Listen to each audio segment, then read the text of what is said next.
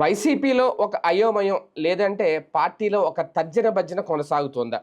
అరెస్టుల పరవైతే ఇంకా కంటిన్యూ అవుతుంది. నోటీసులు అయితే ఇస్తున్నారు. కాకాని లాంటి వాళ్ళు జంప్ అయిపోయారు అనేది కొంతమంది. ముందుగానే తెలిసే కొంతమంది పోలీసుల ద్వారా సమాచారం తీసుకొని ఆయన నెల్లూరు నుంచి హైదరాబాద్ వెళ్ళిపోయారని, అక్కడి నుంచి ముంబై వెళ్ళిపోయారని, అక్కడి నుంచి విదేశాలు వెళ్ళిపోయారని రకరకాల ప్రచారం అయితే చేస్తున్నారు. అంతేకాదు కొంతమంది అండర్ గ్రౌండ్కి వెళ్ళిపోతున్నారట, అండర్ గ్రౌండ్లోకి వెళ్ళి కూడా దాక్కుంటున్నారట, బయటికి రావట్లేదు అనేది కూడా ప్రచారం. ఇది వైసీపీ చేస్తుందా లేదంటే సోషల్ మీడియాలో తెలుగుదేశం పార్టీ సోషల్ మీడియా ప్రచారం చేస్తుందని తెలియదు. కానీ వైసీపీలో మాత్రం అంతర్గతంగా ఒక తర్జన భర్జన కొనసాగుతోంది. సీనియర్ నాయకులు కూడా ఎవరు బయటికి రాలేకపోతున్నారు. జగన్ వెళ్ళేమో బెంగళూరులో కూర్చుంటున్నారు. జిల్లా స్థాయి నాయకులకే పరిమితం అవుతున్నాయి. ఏదైనా ఉద్యమాలు చేసినా, మొన్న యువతరానికి సంబంధించి చేసిన ఉద్యమం కానీ ఏం చేసినా సరే జిల్లా స్థాయిలో చేస్తున్నారు తప్ప పెద్ద పెద్ద నాయకులు ఎవరు, వైవి సుబ్బారెడ్డి గారు ఉన్నారు, సజ్జల రామకృష్ణారెడ్డి గారు ఉన్నారు, ఇలాంటి వాళ్ళు ఎవరు కూడా రాష్ట్ర స్థాయిలో అటువంటి యాజిటేషన్స్ చేయడానికైతే బయటికి రావట్లేదు. అంటే జగన్ వస్తేనే వీళ్ళు వస్తారా, లేదు ఒక పక్క అరెస్టుల భయం వీళ్ళను కూడా వెంటాడుతుందా? ఈ తర్జన భర్జన ఇంకెన్నాళ్ళు? పార్టీలో శ్రేణుల నుంచి వినిపిస్తున్న ఇలాంటి ఎన్నో ప్రశ్నలు. దీనికి వైసీపీ ఎప్పుడు సమాధానం చెప్తుంది, ఎలాంటి సమాధానం వినిపిస్తుందని కూడా అందరూ వెయిటింగ్. ఇదే అంశం మీద చర్చించే ప్రయత్నం చేద్దాం. సార్, ఒక పక్క స్థానిక ఎన్నికలు రాబోతున్నాయి, దానికి సిద్ధం కావాలి అంటే ఇప్పటి నుంచే వైసీపీలో కీలక నాయకులు లేదంటే జగన్ లాంటి వాళ్ళు రంగంలో దిగాలి. కానీ అందరూ నిజంగా మరి అరెస్టుల భయం ఎంతవరకు ఉందో తెలియదు. నిజంగా కాకాల లాంటి వాళ్ళు మరి పారిపోయారో, దాక్కున్నారో, లేదంటే తప్పించుకునే ప్రయత్నమో, లేదంటే బెయిల్ వచ్చిన తర్వాత బయటకు వస్తారో, ఇవన్నీ కూడా తెలియదు. కానీ శ్రేణుల్లో మాత్రం, గ్రౌండ్ లెవెల్లో మాత్రం ఇదంతా ఒక కన్ఫ్యూజనే. పార్టీ క్లారిటీ ఇవ్వాల్సిన అవసరం ఉందా లేదా, అసలు ఏం జరుగుతుంది వైసీపీ? నాకు తెలిసి శ్రేణులు ఎవరు కన్ఫ్యూజన్లో లేరు అనుకుంటున్నా. వాళ్ళకి ఆల్రెడీ క్లారిటీ వచ్చేసింది. మొన్నటిదాకా అయితే కనుక వాళ్ళని గైడ్ చేసేవాళ్ళు లేరు. వ్యవస్థ ఏంటనేది ఒక అయోమయంలో ఉంది. మొన్న జరిగిన పరిణామాల తర్వాత శ్రేణులకు ఒక క్లారిటీ వచ్చేసింది. పోరాడతాం, నిలబడతాం, కలబడతాం అన్నటువంటి. అంతేగాని వాళ్ళు ఎవరు అంతే కదా. ప్రతి నాయకుడు రోడ్డు ఎక్కబట్టినే కదా క్లియర్ అయింది. ఎక్కడికక్కడ ఏ నాయకుడు వెనక్కి తగ్గాడు? ఓన్లీ కొన్ని చోట్ల కూడా వాళ్ళని అవతల వాళ్ళని బెదరేసి తీసుకొచ్చిన చోటన కంట్రోల్ చేయలేకపోయి ఉండొచ్చు. అట్లాగే తెలుగుదేశం వాళ్ళు కూడా ఏం చేయలేకపోయారు కదా అప్పుడు. అట్లాగే ఉంటుంది. అది జిల్లా పరిషత్ ఎన్నికలు, ఎంపీ మండల పరిషత్ ఎన్నికల్లో క్లారిటీ వచ్చేసింది. అంటే పార్టీ నిలబడతాయి, అంటే స్ట్రాంగ్గా నాయకులు నిలబడతారు అన్నటువంటి ఒక నమ్మకం వచ్చింది. దాంతోపాటుగా మున్సిపాలిటీల్లో ఈ అభినయ్ రెడ్డి వాళ్ళ కొట్లాట కానీ, లేకపోతే కనుక ఇప్పుడు తోపుదుట్టి లాంటి వాళ్ళు నిన్న మండల పరిషత్ దగ్గర జరిగిన గొడవలు కానీ ఇవన్నీ చూస్తుంటే ఎవరు తగ్గట్లేదు. మొన్నటి దాకా మీరు అన్నది నిజం. ఒక 2 నెలల క్రితం వరకు కూడా ఒక అయోమయం ఉంది వైసీపీలో. ఏంటి మన వాళ్ళు అందరూ ఉంటారా ఉండరా అన్నటువంటిది. ఇప్పుడు పేరు నాని లాంటి వాళ్ళు ఓపెన్గానే వచ్చి చెప్తున్నారు, రండి గానిచ్చుకోండి, అరెస్ట్ చేయండి. మొన్నటిదాకా అతను భయపడింది అతని గురించి కాదు, రాజకీయ నాయకుడు భయపడ్డాడు అసలు రాజకీయాలకు పనికిరాడు. ఎందుకు? అతను వాళ్ళ మిస్సెస్ని పెట్టారు ఆ కేసులో, బియ్యం కేసు. కాబట్టి అతను కొంత కంగారు పడ్డాడు, కుటుంబం కానీ కొంత జాగ్రత్త పాటించింది. వాళ్ళ మిస్సెస్ ఆ కేసు కోర్టు ఇష్యూ అయిపోయిన తర్వాత ఇక తను దిగాడు కదా, తనేం తగ్గట్లేదు కదా. పోనీ వాళ్ళ అబ్బాయి ఆయన వెనక్కి వెళ్ళి పడుకున్నాడా? లేదు కదా, తిరుగుతున్నాడు కదా. అట్లాగే ఇప్పుడు తాజాగా జరిగిన పరిణామాలు తోపుదుట్టి ఏమన్నా ఆగాడా? తోసుకుపోయాడు కదా.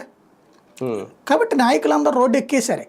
ఇంకోటి అగ్రెసివ్ ఇలాంటి దూకుడు పార్టీకి మంచిదేనా? తోపుదుత్తి లాంటి వాళ్ళు తీసుకుంటున్న నిర్ణయాలు, 10 మందిలో పోలీసులను తిట్టడం, ఈ హడావుడి చేయడం, ఇదంతా మంచికేనా? అంటే పోలీసులు ఎంపీటీసీలను పట్టుకుపోవడం మంచిదేనా?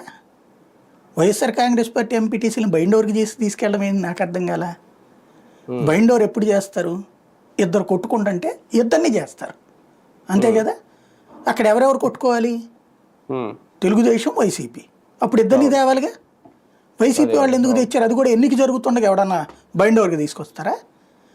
మరి అప్పుడు ఏం చేయాలి? చేతులు కట్టుకుని కూర్చుని, అయ్యా మీరు దేవుళ్ళు, అయ్యా మీరు దయతలిచి అవకాశం ఇస్తే లోపు మండల పరిషత్ ఎన్నికలు అయిపోతాయి, మా వాళ్ళని వదలండి అని చెప్పి కాళ్ళు పెట్టుకోవాలా?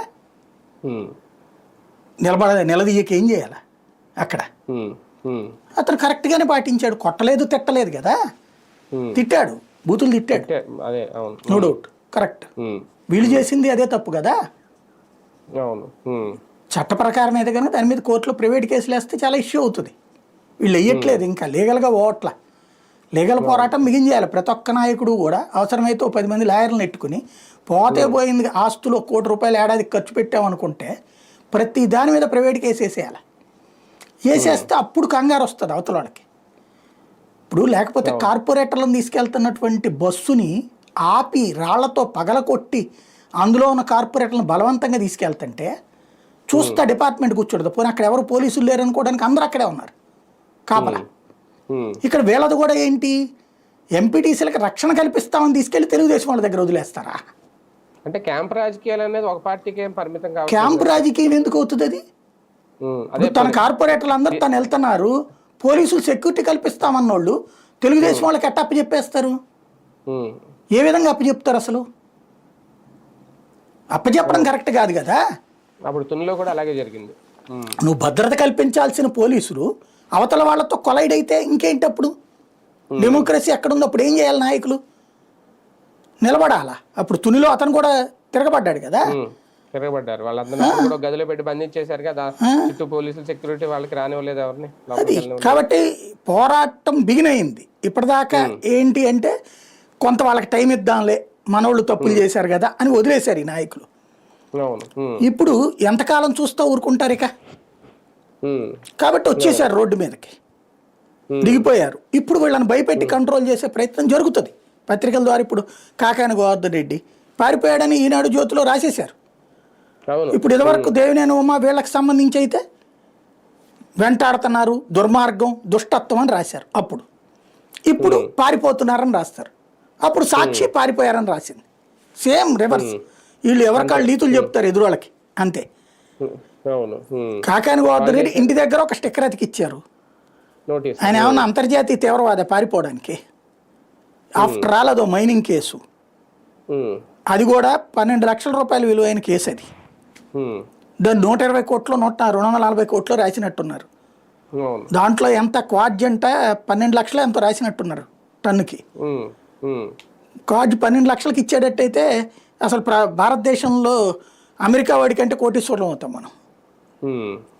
20,000 30,000 ఉండే కాస్ట్, దాన్ని ఏకంగా టన్ను 12 లక్షల రూపాయలు మొత్తం కలిపి ఇతను ఎంతో తినేశాడు అన్నట్టు. ఓకే, అదే నిజమైతే కనుక గనులన్నీ ఇప్పుడు తినేస్తుంది ఎవరు? ఇసుకలో తినేస్తుంది ఎవరు? గనులు తినేస్తుంది ఎవరు? మందు తినేస్తుంది ఎవరు? ఎన్ని లక్షల కేసులు పెట్టాలి అప్పుడు బేసిక్గా? కాబట్టి అదొక వితండవాదము, విచిత్ర వార్తా విన్యాసము తప్పించి మరేం లేదు. ఇంకోటి పత్రికల వార్తల స్టైల్ కూడా ఇప్పుడు పార్టీకి కార్యకర్తలు ఎలా మాట్లాడాలో వీళ్ళు చెప్తున్నట్టుంది.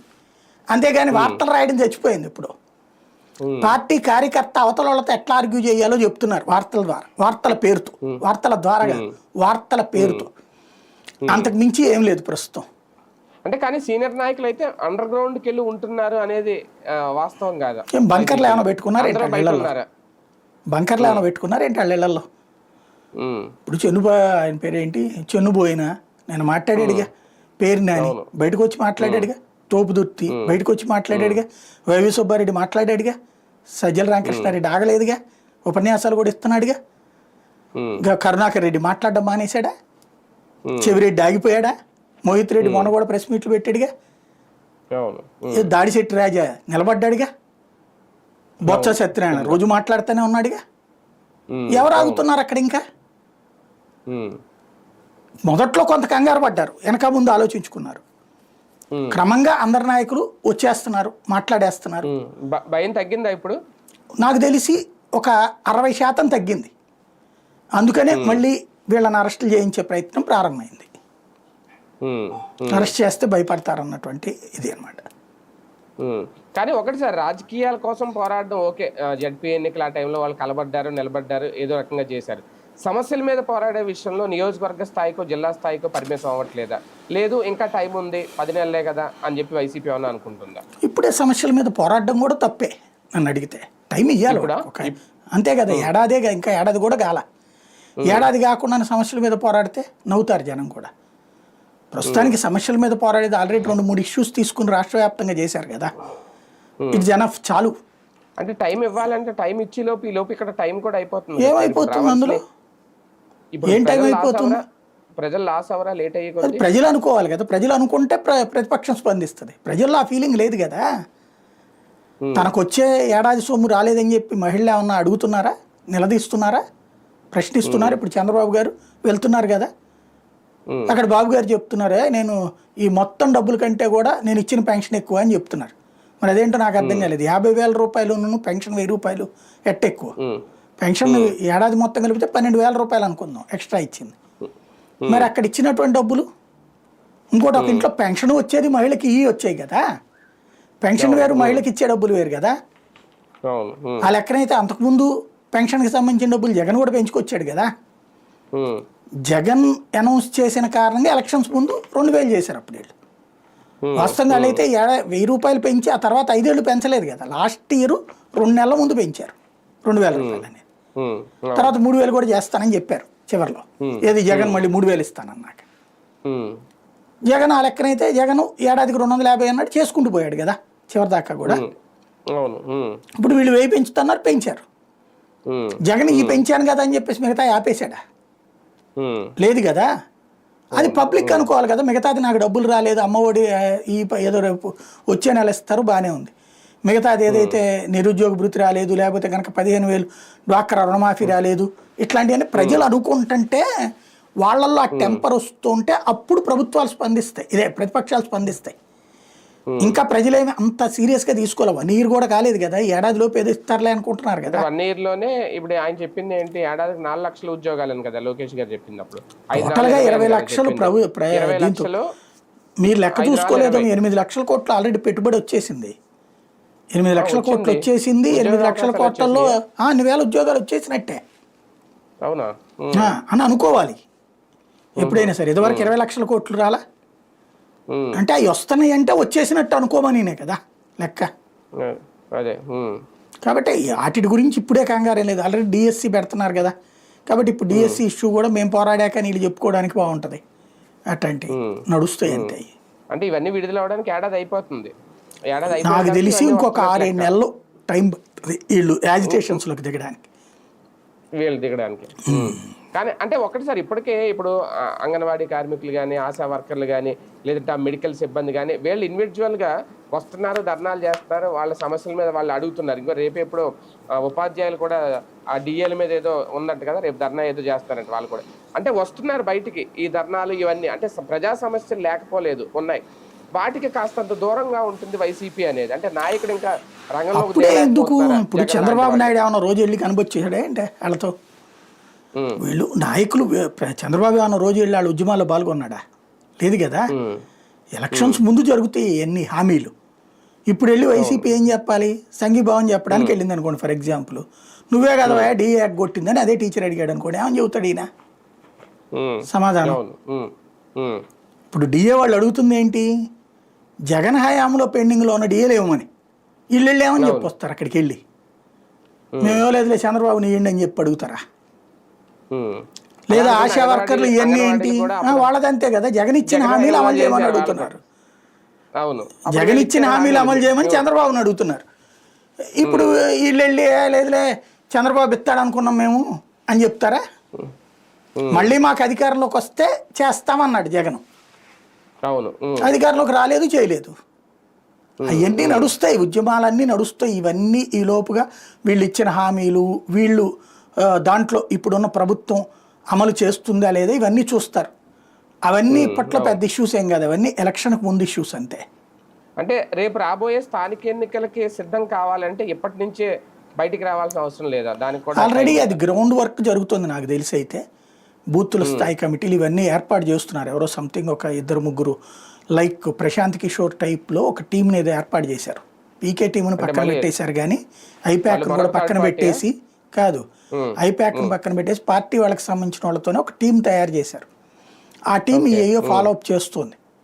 ఇది బూతుల స్థాయి కమిటీలు, మండల స్థాయి కమిటీలు ఇవన్నీ కూడా. అవన్నీ ఏర్పాటు చేస్తానికే 2-3 నెలల టైం పడుతుంది. ఇంకా అది అయిపోయిన తర్వాత అప్పుడు ఆ కార్యకర్తలు జనంలో తిరగడం ప్రారంభించి అప్పుడు జగన్ వెళ్తాడు అని చెప్తున్నారు. జనం దగ్గరికి, ఈ కార్యకర్తల దగ్గరికి వెళ్తే ఇప్పుడు పిలవగానే మామూలు బహిరంగ సభలాగా ఉండకూడదు కదా. బూతుల స్థాయిలో నాయకులందరూ వచ్చి కూర్చోవాలి, కార్యకర్తలు నాయకులందరూ కూడా. అప్పుడు పార్టీ ఇంటర్నల్ ఇష్యూ అవుతుంది. ఆ తర్వాత బయట ఉపన్యాసం ఇవ్వాలి పబ్లిక్కి. అది వేరు ఇది వేరుగా జరగాలి. 2 కలగపలగం అయిపోతే సిద్ధం సభల్లాగా ఉంటాయి. అలా కాకుండా ఉండేందుకు ప్రయత్నిస్తున్నారు. మార్చి పూర్తి అయిపోయింది సార్, ఇక ఏప్రిల్ వచ్చేసింది. కానీ ఇంకా బెంగళూరుకే పరిమితం అవుతున్నారు జగన్ అనే ముద్ర కూడా ఆయన మీద అలా ఉంది. ఇంకా అది అంతేనా? దాన్ని అంటే ఏం చేయాలి? బెంగళూరులో నుంచి కాకుండా ఇప్పుడు వారానికి 3 రోజులు ఇక్కడ ఉంటున్నాడు, 3 రోజులు 4 రోజులు 2 రోజులు అక్కడికి పోతున్నాడు. శనివారం ఆదివారం వెళ్తున్నాడు అతను. వీకెండ్ ఎప్పుడు ఇదివరకు ఇక్కడ ఉన్నప్పుడు కూడా వీకెండ్లో ఎప్పుడు కూడా ఇంటికే పరిమితం అయ్యేవాడు. ఒక దాన్ని ఏమంటారు, కుటుంబానికి కేటాయించే సమయం కేటాయిస్తాడు అతను. రెండవది, ఇప్పుడు అర్జెంటుగా చేయాల్సినవి కూడా ఏం లేదు. చంద్రబాబు గారు మీకు దాదాపుగా 3-4 ఏళ్ళు లేదు ఆయన బయట. ఎలక్షన్స్ అప్పుడు మున్సిపల్ స్థానిక ఎన్నికలప్పుడు వచ్చారు, 4 రోజులు హడావిడి, మళ్ళీ వెళ్ళిపోయారు. ఇప్పుడు చంద్రబాబు గారు అయితే కంటిన్యూ ఇప్పుడైనా తిరుగుతున్నారు రోజు లేదు కదా. మంత్లీ వన్స్ సభ, తర్వాత ఇంకొకటి 2 సభలు. ఇప్పుడు ప్రజెంట్ ముందు ఇది సంధికాలం, కార్యక్రమాలు జరగాలి, జరిగేవి ఆచరణలో చూడాలి. గత ప్రభుత్వానికి భిన్నంగా అనిపించుకోవాలని ప్రభుత్వం అనుకుంటుంది. ఆ ప్రభుత్వం చేసింది తప్పని జనం అనుకుంటాం ప్రారంభమైతే అప్పుడు ప్రతిపక్షానికి యాక్టివిటీ ఉంటుంది. అప్పటిదాకా ఇది సంధికాలం అంతే కదా. అందులో ఇంకోటి, ఇంత వేగంగా ఇమ్మీడియట్గా పరిగెత్తుకుంటూ వచ్చేసేసి ఏం చేస్తారు ఎవడైనా సరే. ఇప్పటికిప్పుడు యాజిటేషన్ చేసి ఏడాదే కాదు, నాకు తెలిసి 1.5 దాకా టైం తీసుకోవాలి అక్కడ. హనీమూన్ పీరియడ్ ఏడాది, కానీ టోటల్గా ఒక 1.5 దాకా చూసుకోవాలి ఇష్యూ ఏం జరుగుతుంది ఏంటి అనేటటువంటిది. అయితే 2025 అయిపోవాలేమో. అంతే అంతే అయిపోవాలి, 2026లోనే కంప్లీట్ యాజిటేషన్ స్టార్ట్ చేయాలేమో. అంతే, స్థానిక సంస్థలప్పుడు ఊపు వస్తుంది మళ్ళీ. అప్పటిదాకా ఈ కింద వీళ్ళని హెరాజ్ చేయడం అనేది అధికార పక్షం చేయిస్తుంటుంది. దాని అప్పుడు సపోర్టింగ్గా ఉండటం, దానికి స్టేట్మెంట్లు ఇస్తుండటం, వెళ్ళి పరామర్శిస్తుండటం, ఇవన్నీ జరుగుతుంటాయి. అవన్నీ కూడా పార్టీ యాక్టివిటీనే కదా. మొన్న జరిగిన జడ్పీ ఉప ఎన్నికల ఫలితాల తర్వాత రేపు స్థానిక సంస్థల ఎన్నికల మీద ఒక క్లారిటీ ఏమైనా వచ్చి ఉంటుందండి వైసీపీకి, ప్రిపేర్ అవ్వాలి అని కానీ, లేదంటే దానికి దీనికి ఏం సంబంధం లేదు కదా, ఇంకా చాలా టైం. అవును, ఈ కొత్త ఎన్నికలు 1 year తర్వాత అసలు ముందు ప్రభుత్వం ఎన్నికలు పెట్టడానికి సిద్ధపడుతూ లేదో కూడా చూడాలి. క్రిందసారి వాళ్ళు పెట్టలేదు, 2018లో జరగాలి, పెట్టలాళ్ళు 2016లో జరగాల్సిన వాటికి కూడా పెట్టకపోతే 17లో కాకినాడది ఒక్కటి పెట్టించారు. కాకినాడను నంద్యాల అనుకుంటా, ఈ 2 పెట్టి, నంద్యాలేమో అసెంబ్లీ ఉప ఎన్నిక, కాకినాడదేమో మున్సిపల్ ఎన్నిక, ఈ 2 జరిగినాయి. ఇప్పుడు మిగతా చోట జరగలేదు. ముందు వీళ్ళకి ధైర్యం చాలాలి కదా. ఎందుకంటే ఇక్కడ కనుక ఇప్పుడు క్రిందటిసారి జగన్ రకంగా స్వీప్ చేసి పడేశాడు. అప్పుడు ఆ కరోనా తర్వాత జరిగిన ఎన్నికలు, కరోనా టైంలో జగన్ తొక్కేయడానికి జరిగిన కుట్రలు, లేదా ఆ టైంలో ఎన్నికలు ఆపడానికి జరిగిన కుట్రలతో రగిలిపోయిన జనం కొట్టిపడేశారు. అక్కడ కొన్ని చోట్ల తప్పులు చేసి ఉంటారు వీళ్ళు, నో డౌట్, ద్వంద్వాలు చేశారు, అందులో కాదని ఎవరు అంటలేదు. మిగతా చోట్ల అయితే మాత్రం పబ్లిక్ డైరెక్ట్ ఎలక్షన్ జరిగిన చోట్లయితే ఓట్లు వేశారు కదా బలంగానే. ఏకగ్రీవాలు తీసేద్దాం, టోటల్గా ఒక 30-40% తీసేద్దాం. 60% చోట ఎన్నికలు జరిగినాయి కదా.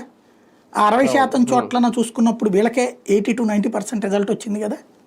అంటే ప్రజలు ఓటేశారు కదా అక్కడ. అలాంటి సిచ్యుయేషన్ ఇప్పుడు రేపు ఇక్కడ రాలేదనుకోండి, ప్రాబ్లం కదా వీళ్ళకి. అంటే ఎన్నికలు జరిగితేనే పరిపాలన మీద ప్రజల అభిప్రాయం ఏంటనేది కూడా క్లారిటీ వస్తుంది. అది అందుకని దాదాపుగా క్లారిటీ వచ్చింది మొన్న. అందుకని లెక్క ఉంటుంది అనమాట ఇక్కడ. అదే రైట్, చూద్దాం. మొత్తానికి నిజంగా వైసీపీలో ఆ తర్జన భర్జన కొనసాగుతుందా? ఇప్పటి నుంచే రేపు జరగబోయే స్థానిక ఎన్నికలకు సంబంధించి ప్రిపేర్ అవ్వాలి అంటే బయటికి రావాలా? నిజంగా అండర్ గ్రౌండ్లో ఉన్నది ఎవరు బయటికి రావట్లేదు, ఎందుకు యాజిటేషన్స్ ఇంకా స్టార్ట్ చేయట్లేదు, లేదంటే ఇంకొక 1-1.5 వరకు వైసీపీ ఇలా సైలెంట్గా ఉండడమేనా బెటర్? వైసీపీ అధిష్టానం కూడా దీని మీద ఒక క్లారిటీ ఇస్తే బెటర్ ఏమో.